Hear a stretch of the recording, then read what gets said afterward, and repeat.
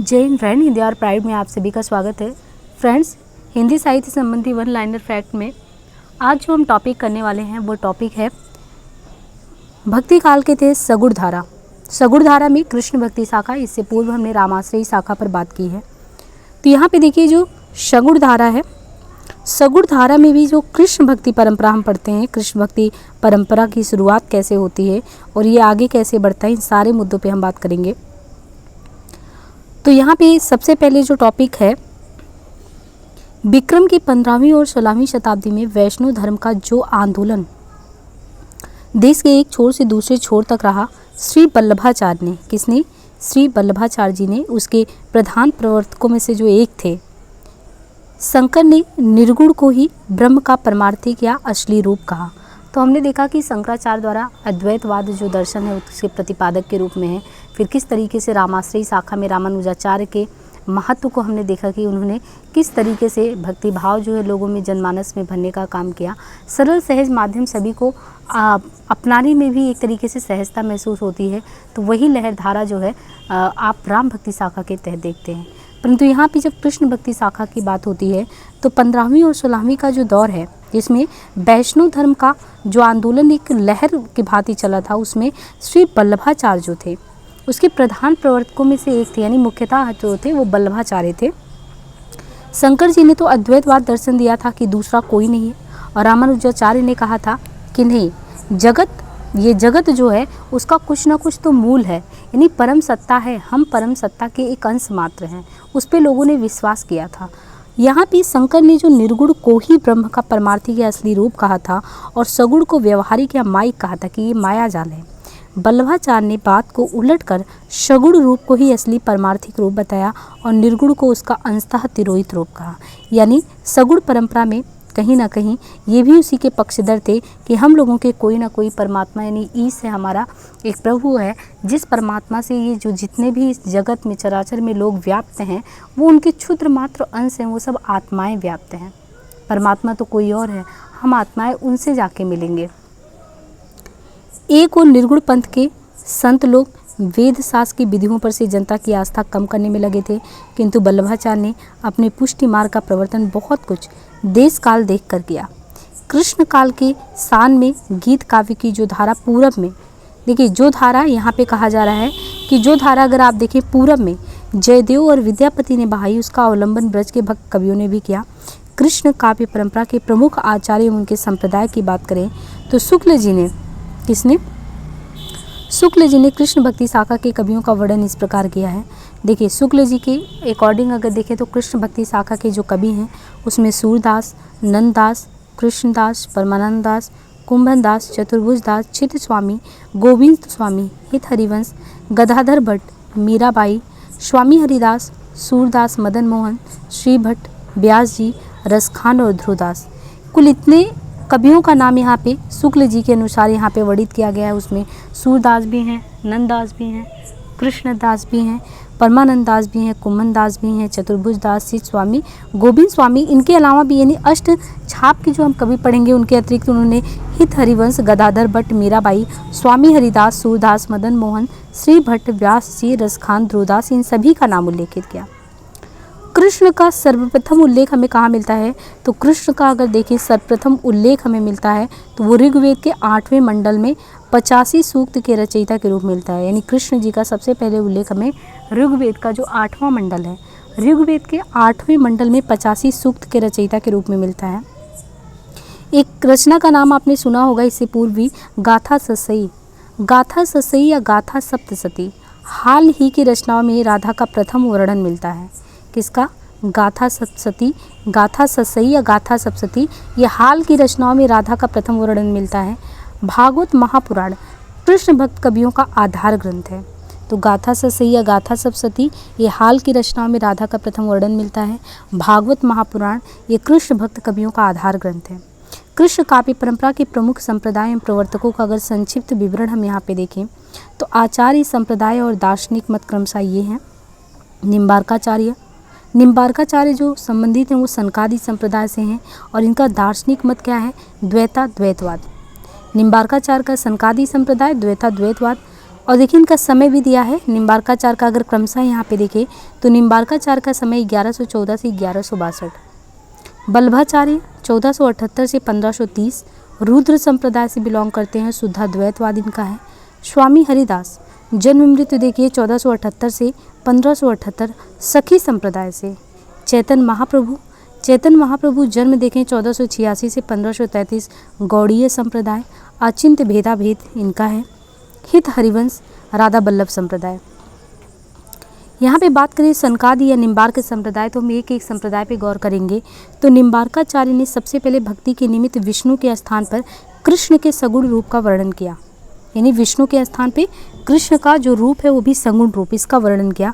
निम्बार्काचार्य रचना शिष्य अगर देखें तो निम्बार्काचार्य का मूल नाम है नियमानंद।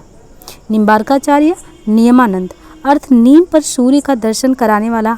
निम्बार्क संप्रदाय में कृष्ण के वामांग में। रचना क्या है? वेदांत पारिजात सौरभ, वेदांत पारिजात सौरभ, 10 श्लोकी श्री कृष्ण अस्तवराज। शिष्य इनके हैं श्रीनिवासाचार्य, औदुम्बाचार्य, गौर मुखाचार्य, श्री लक्ष्मण भट्ट। इनके अलावा देखिए यहाँ पे क्रमशः हमने नाम दिया है। सुशोभित राधा के स्वकीय रूप का चित्र है इन्हें। और श्री भट्ट अगर देखें तो श्री भट्ट की जो रचनाएं हैं, श्री भट्ट की रचनाओं की बात करें तो इनका रचना जो है श्री भट्ट का युगल शतक आदि बानी 100 पद हैं। इसमें विशेषता ये है कि श्री भट्ट के द्वारा जो रचित युगल शतक है 100 पद है आदि बानी। और जन्म इनका 1538 ईस्वी मथुरा। गुरु कौन है? तो केशव काश्मीरी। इन्हें हितु सखी का अवतार माना जाता है। किसके? तो हितु सखी का अवतार किसे माना जाता है? श्री भट्ट को। उपासना इनका है माधुर्य भाव। हरिव्यास देव को देखें तो हरिव्यास देव गुरु श्री भट्ट। रचना इनका महावाणी ब्रजभाषा में। परशुराम देव गुरु इनके हरिव्यास देव हैं। रचना परशुराम सागर रचना है, नोट करें। तो निम्बार्क संप्रदाय की गद्दी को राजस्थान के सलेमाबाद में स्थापित करने वाले यही थे। आगे देखें तो बल्लभ संप्रदाय प्रेम साधना में बल्लभ ने लोक मर्यादा और वेद मर्यादा दोनों का त्याग विधेय ठहराया कि दोनों ही विधेय है। इस प्रेमा लक्षणा भक्ति की ओर जीव की प्रवृत्ति तभी होती है जब भगवान का अनुग्रह होता है, जिसे पोषण या पुष्टि कहते हैं। तो जो हम लोग एक अष्टछाप के कवियों के बारे में या पोषण पोषक ये सारी चीज़ें पढ़ते हैं, तो बल्लभ संप्रदाय में कहा गया है कि प्रेम साधना में बल्लभ ने लोक मर्यादा और वेद मर्यादा दोनों का त्याग, यानी लोक की मर्यादा और वेद की मर्यादा दोनों का त्याग विधेय बताया है। इस प्रेमा लक्षणा भक्ति की ओर जीव की प्रवृत्ति तभी हो पाएगी जब भगवान का अनुग्रह होगा। जिसे भगवान का अनुग्रह अगर आप पे होता है, भगवान की कृपा होती है, भगवत अनुग्रह होता है, तो उसको पोषण या पुष्टि कहते हैं। इसी से बल्लभाचार्य जी ने अपने मार्ग का नाम ही पुष्टि मार्ग रखा था। बल्लभाचार्य ने जीव 3 प्रकार के बताए। इन सबसे क्वेश्चन आता है बल्लभाचार्य ने जीव कितने प्रकार के बताए? तो बल्लभाचार्य ने जीव 3 प्रकार के बताए। किस प्रकार का जीव? एक पुष्टि जीव होता है, दूसरा मर्यादा जीव होता है, तीसरा प्रवाह जीव होता है। जो पुष्टि जीव होता है भगवान के अनुग्रह का ही भरोसा रखते हैं और नित्य लीला में प्रवेश पाते हैं। पुष्टि जीव क्या करते हैं? भगवान की कृपा पे भगवान के अनुग्रह का भरोसा करते हैं और नित्य लीला में उनकी लीलाएं जो होती हैं अष्टछाप के कवियों के द्वारा, अगर आपने देखा होगा कि कैसे भक्ति भाव में बहुत ज़्यादा सब सरोवर रहते हैं। मतलब अष्टछाप के कवियों के द्वारा देखिए कि पूरा उनका दिनचर्या ही ऐसे होता है भगवान के प्रति सारा चीज़। तो वही है कि भगवान के अनुग्रह का ही भरोसा ये रखते हैं और नित्य लीला में प्रवेश पाते हैं। मर्यादा जीव ये होते हैं कि मर्यादा जीव में जो वेद की विधियों का अनुसरण करते हैं। तो एक तो भगवत अनुग्रह में आप देखेंगे वो भगवान की लीला में ही निमित्त रहते हैं, उसी में भरोसा करते हैं कि उन्हें जो भी हासिल होगा उसी में हासिल होगा। और दूसरे प्रकार के हैं कि मर्यादा जीव जो वेद की विधियों का अनुसरण करते हैं, वेद की विधि उसका अनुसरण करते हुए स्वर्ग आदि लोक प्राप्त करते हैं। प्रवाह जीव जो संसार के प्रवाह में पड़े सांसारिक सुखों की प्राप्ति में लगे रहते हैं। बल्लभाचार्य ने अपनी पुष्टि मार्ग का प्रवर्तन बहुत कुछ देश काल देख कर किया, यानी हर एक चीज़ अगर आप कुछ भी कर रहे हैं तो वो उस समय के परिप्रेक्ष्य को ध्यान में रख के करेंगे कि उससे क्या फ़ायदा होने वाला है, क्या सच में उससे किसी को कुछ फ़ायदा होने वाला है।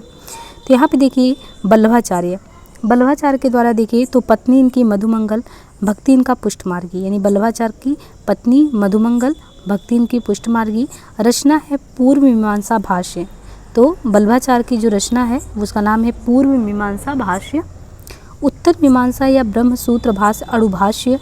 तो बल्लभाचार्य की रचनाओं में पूर्व मीमांसा भाष्य भी है, उत्तर मीमांसा या ब्रह्म सूत्र भाष्य अणुभाष्य भी है।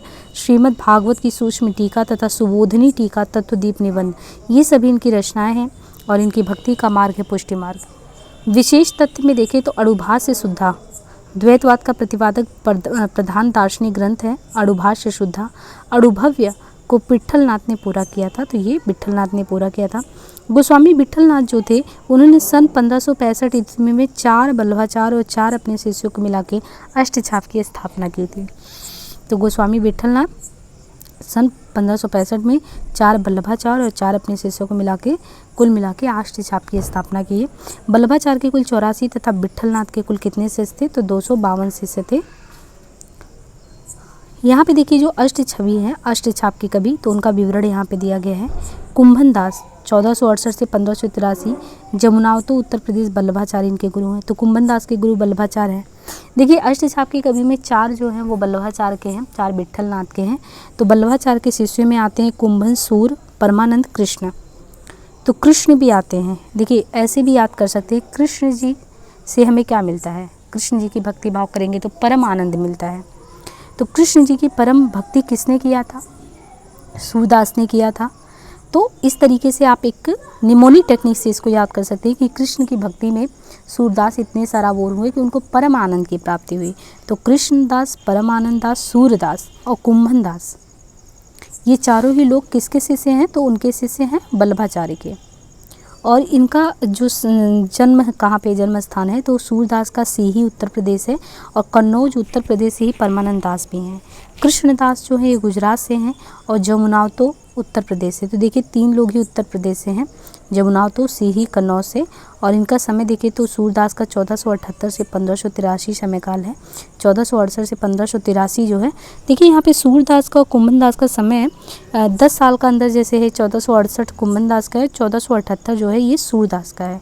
बाकी 1496 से 1578 ये कृष्णदास का है। आगे देखिए गोविंद स्वामी, चित स्वामी, गोविंद स्वामी, चित स्वामी, चतुर्भुज दास, नंददास। तो गोविंद स्वामी का समय देखिए तो 1505 से 1585 आंध्री राजस्थान विट्ठलनाथ। चित स्वामी 1515 से 1585 मथुरा विट्ठलनाथ। चतुर्भुज दास 1530 से और 1585 विट्ठलनाथ। तो ये देखिए गोविंद स्वामी, स्वामी करके गोविंद, चित स्वामी, चतुर्भुज और एक नंददास हैं। नंददास जो है किसके शिष्य में आते हैं, तो नंददास जो है वो विट्ठलनाथ के शिष्य में आते हैं। अब हम बात करें सूरदास पे। सूरदास कृष्ण काव्य शाखा में कह सकते हैं कि प्रमुख हैं सूरदास जी। और सूरदास की जो रचनाएं हैं वो सूरसागर है, साहित्य लहरी है, सुरसरावली है। तो सूरसागर, साहित्य लहरी, सुरसरावली। सूरसागर जो है 1.25 लाख पद आधार ग्रंथ भागवत महापुराण 12 स्कंदों में विभक्त है। तो 1.25 लाख पद आधार ग्रंथ भागवत महापुराण है, 12 स्कंदों में ये विभक्त है। साहित्य लहरी 118 दृष्टिकूट पदों का संग्रह है साहित्य लहरी। तो सूरसागर कितने 1.25 लाख पद का है, आधार ग्रंथ उसका भागवत महापुराण है, 12 स्कंदों में बटा हुआ है। और साहित्य लहरी 118 दृष्टिकूट पदों का संग्रह है। बाकी सूरसरावली है। सूरदास से संबंधित जो महत्वपूर्ण कथन है उनके बारे में जिक्र करें तो शुक्ल जी विद्वान थे और उन्हें कहा है कि ये जीवन उत्सव का कवि इनको माना जाता है। शुक्ल जी को तुलसी और सूर को हिंदी काव्य गगन के सूर्य और चंद्रमा माने गए हैं। आगे होने वाले कवियों के श्रृंगार और वात्सल की उक्तियाँ सूर की जूठन सी जान पड़ती है। तो देखिए शुक्ल जी ने जो कहा है सूरदास के संदर्भ में कि जीवन उत्सव के कवि सूरदास क्या हैं, सूरदास वो जीवन उत्सव के कवि हैं, पहली बात शुक्ल जी। दूसरा कहते हैं कि तुलसी और सूर्य को हिंदी काव्य गगन के सूर्य, यानी तुलसी जो है, तुलसी को कहे हैं कि ये सूर्य हैं। हिंदी काव्य गगन में देखें तो तुलसी सूर्य है और जो सूर्य हैं वो चंद्रमा के समान हैं। तो जीवन उत्सव के कवि, सूर्य और चंद्रमा से तुलना करना शुक्ल जी का। और साथ ही साथ ये भी कहना कि आगे होने वाले कवियों की श्रृंगार और वात्सल की उक्तियाँ सूर की सी जूठन सी जान पड़ती, यानी सूरदास जी ने जिस तरीके से जो है भावाभिव्यक्ति अपनी यहाँ पे प्रस्तुत की है, उसके आगे और भी चीज़ों को देखें तो वो सब जूठन सी जान पड़ती है, क्योंकि किसी ने इतने अच्छे से चीज़ों को दे दिया है।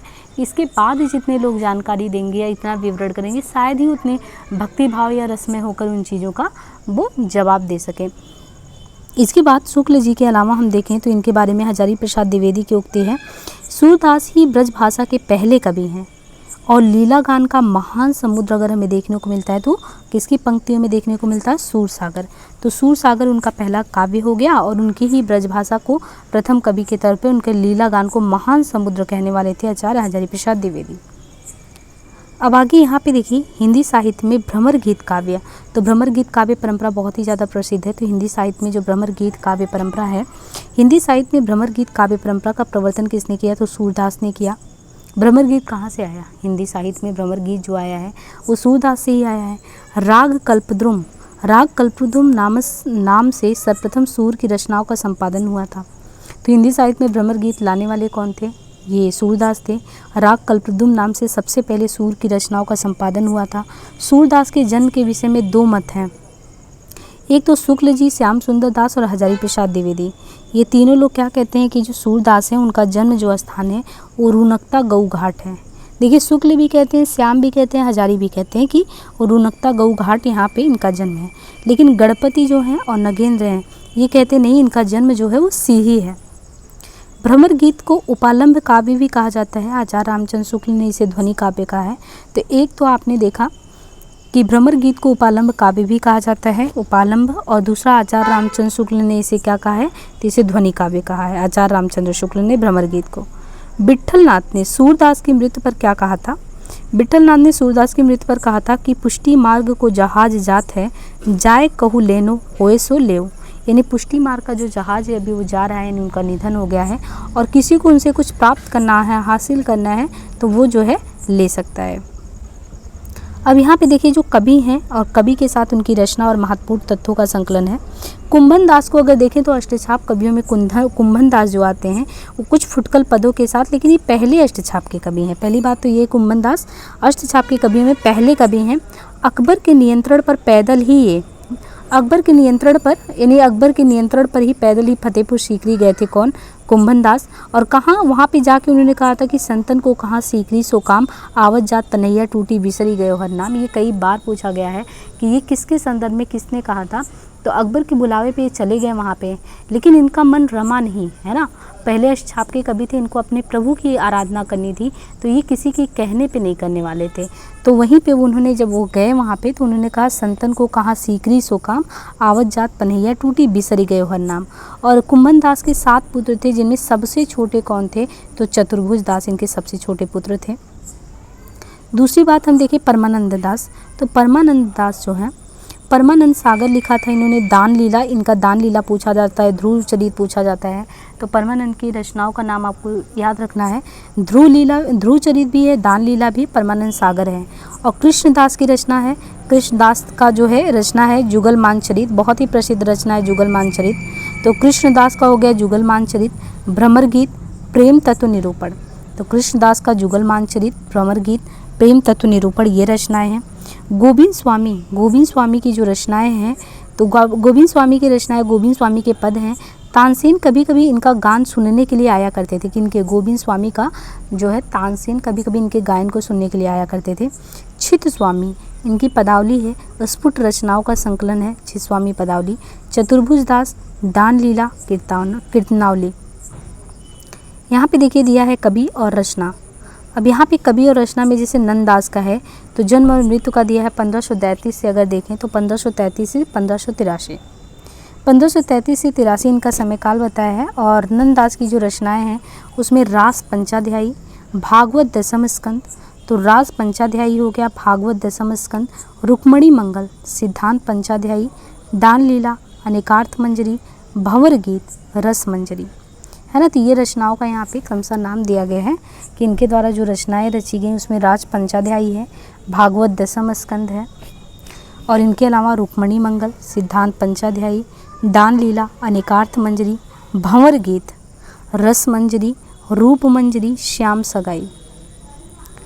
दूसरी बात मीराबाई 1504 ईस्वी जोधपुर, पिता इनके रतन सिंह, पति इनके भोजराज, और भक्ति इनकी माधुर्य भाव वाली। तो मीराबाई की भक्ति क्या है? माधुर्य भाव। गुरु रैदास हैं, रणछोड़ मंदिर में इनका मृत्यु हुआ। मीराबाई के बारे में देखिए यहाँ पे संपूर्ण विवरण दे दिया गया है कि कैसे इनका 1504 में जन्म होता है जोधपुर में, पिता इनके रतन सेन होते हैं, पति इनके भोजराज, भक्ति माधुर्य भाव, गुरु रैदास, और रणछोड़ मंदिर में मृत्यु। मीराबाई का देखें तो रचना गीत गोविंद का टीका, राग गोविंद, नरसी जी का मायरा, राग सोरठा और मलार राग, मीरा की गरबी, रुक्मणी मंगल, ये सारी इनकी रचनाएं हैं। रसखान, कृष्ण की भक्ति में रसखान का नाम भी सर्वोत्तम स्थिति में है यानी सबसे ऊंचे स्थान पे आते हैं, सर्वोत्कृष्ट स्थान पे। जन्म इनका 1533 ईस्वी, मृत्यु 1618। मूल नाम सैयद इब्राहिम था रस खान का, तो सैयद इब्राहिम भी पूछा गया है क्वेश्चन। गुरु रस खान के विट्ठल नाथ थे और इनकी जो रचनाएं थी सुजान रस खान, दान लीला, अष्टयाम, प्रेम वाटिका, ये इनके हमने यहाँ पे क्रमशः रचनाओं के नाम को देखा। तुलसीदास ने अपना रामचरितमानस सबसे पहले रस खान को ही सुनाया था, तो देखिए ये भी बहुत ही इंपॉर्टेंट फैक्ट है। भारतेंदु हरिश्चंद्र ने कहा, इस मुसलमान हरिजनन पर केतिन हिंदू आ रही है, इनके बारे में कहा था। बाकी हम नेक्स्ट वीडियो में सखी संप्रदाय से शुरू करेंगे। उम्मीद है कि ये सेशन आपके लिए बहुत ही यूजफुल रहने वाला है। और प्लीज़ फ्रेंड्स लाइक से सब्सक्राइब करना चैनल को ना भूलिए। आज के लिए इतना ही, धन्यवाद।